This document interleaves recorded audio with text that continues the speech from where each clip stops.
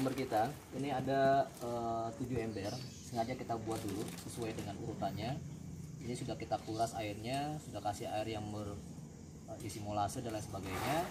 Dan sebagian sudah kita test case untuk penanaman kangkung. Ini kangkung bekas, jadi kangkung sayur, istri masak sayurnya, batangnya tinggal. Nah ini yang kita tanam sama dengan ini. Nah ini adalah kangkung sayur yang dimasak oleh istri, kemudian kita masukin uratnya yang ada batangnya ke dalam cup. Nah, medianya arang. Nah ini sudah beberapa hari ya, warna airnya pun hijau karena kita kasih campuran blenderan daun pepaya plus kunyit. Nah sekarang ini kita masukkan bibit ikan yang sebesar kelingking lebih kurang nih. Ini besar ukurannya sebesar ini. Untuk satu ember nih untuk tahap awal kita masukin 70 bibit. Coba lihat sini. Ya, kita masukin. Kalau ikannya langsung tenang ke dalam, berarti apa? Airnya bikin dia betah. Itu 5 ya. 5 14. Langsung ke bawah ikannya ya. 14. 65. 70. Oke, ini sudah 70. Kita gesek kemari. Oke, ini perhatiin. Coba perhatiin ikannya tuh langsung apa? Tenang di dalam. Enggak loncat-loncat. Jadi bedanya media yang membuat ikan senang itu berbeda dengan media yang belum pas. Kalau media yang belum pas, ikan tuh ngapung ke atas. Nah, ini medianya udah pas, jadi ikan nggak stres. Coba perhatiin, mereka ke bawah gitu ya. 5, 25. Ya, di sini juga tenang deh. Tuh, karena airnya ini udah ada lendir-lendir yang langsung untuk pakan dia gitu loh. Ini itu dia. Airnya memang harus disiapkan terlebih dahulu. Disiapkan benar-benar, jangan air baru dari PDAM dimasukin, jangan, karena bikin ikan stres. Nih, untuk yang sebesar kelingking ini, sebesar kelingking kita masukin 70 nggak apa-apa. Kenapa? Kita meminimalisir resiko kematian. Jadi kalau seandainya ada yang meninggal atau mati karena dia masih kecil, jadi media ini cukup untuk dia. Nah, kemungkinan ke errornya itu sekitar 20% tingkat kematiannya. Ini bisa kita antisipasi dengan jumlah. Jadi sahabat muda begini nih, coba lihat sini. Oke teman-teman, bantu isi nanti ya. Ini yang mana semua. Coba lihat media yang saya buat. Ya, ini ada yang sudah kita tutup, ada yang belum. Nah, media yang kita buat seperti ini tuh. Ya, ada hal seperti ini. Sampai ngelendir kayak gini ya, lendir. Ini ada lendirnya ya. Lendirnya. Nah, lendir ini berfungsi sebagai pakan dia nanti. Nah, berfungsi sebagai pakan dia. Jadi apa, ketika dimasukkan kayak tadi dia langsung tenang. Nah, dia. Nah, yang harus diingat kembali, selalu siapkan ini dulu nih, lubang pengontrol air. Lubang pengontrol air rasanya sama semua. Airnya sudah saya siapkan dulu beberapa hari sebelumnya.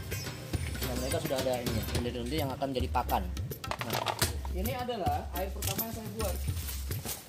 Air pertama yang berisikan terasi ya, berisikan bawang berisikan tepung, berisikan molase ya, air garam. Nah ini air pertama ini kemarin di sini saya taruh di ember-ember ini, itu selama 3-4 hari. Nah kemudian saya kuras setengah, airnya saya masukin sini ya, kurasannya itu nggak saya buang. Kenapa? Bisa untuk media baru yang lainnya nanti untuk penambahan kulit jumper. Nah sisa setengah yang lama itu kita tambah dengan air biasa, bisa air tanah, air sumur, atau air PDAM. Tapi lagi-lagi itu didiamkan lagi selama 2 harian lah atau 3 hari, kalau mau bagus 4 harian ya.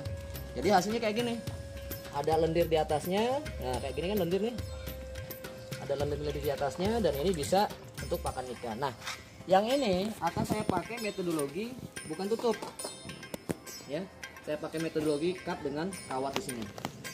Nah, jadi nggak pakai tutup. Saya saja memang lebih nyaman kayak gini dengan tutup ini. Kenapa dengan tutup? Karena secara otomatis ruang gerak loncat ikan itu sedikit.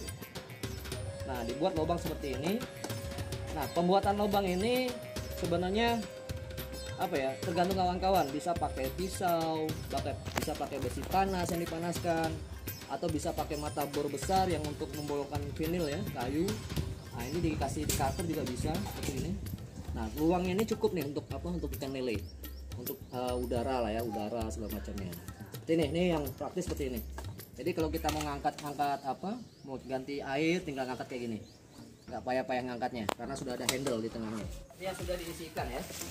Nah jadi kalau kita mau membersihkan air, mau nguras air itu nggak perlu repot-repot, tinggal pegang handle tengah seperti ini, angkat, ya terangkat semuanya. Ya tinggal kuras. Nah, gitu juga dengan aro. Jadi metodologi handle dengan tutup ember tidak susah, tidak ribet.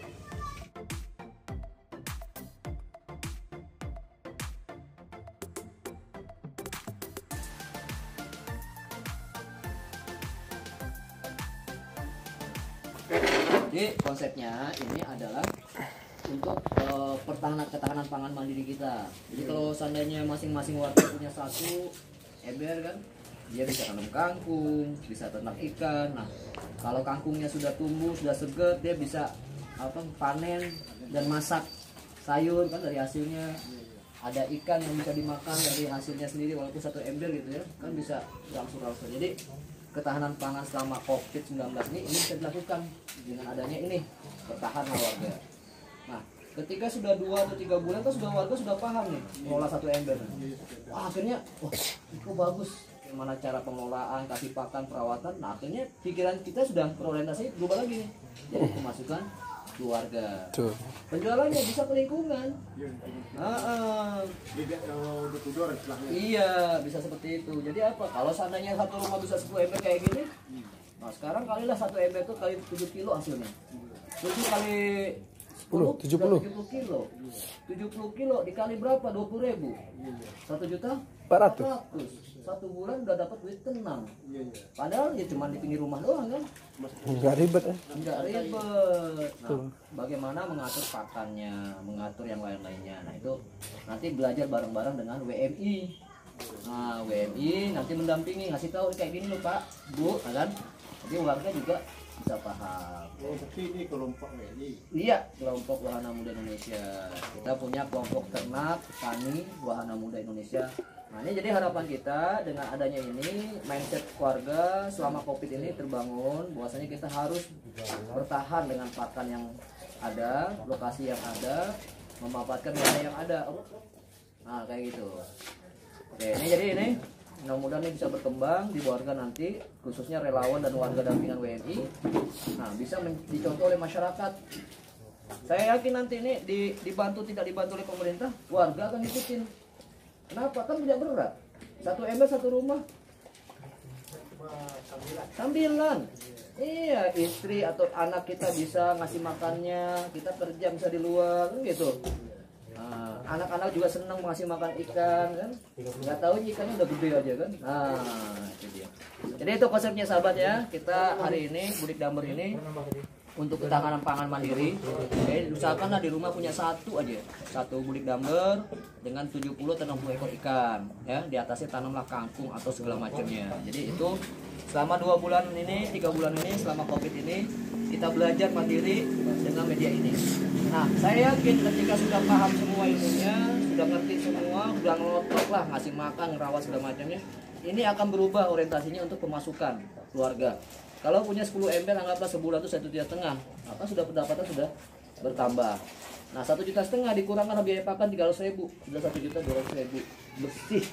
Nah, oke, sahabat.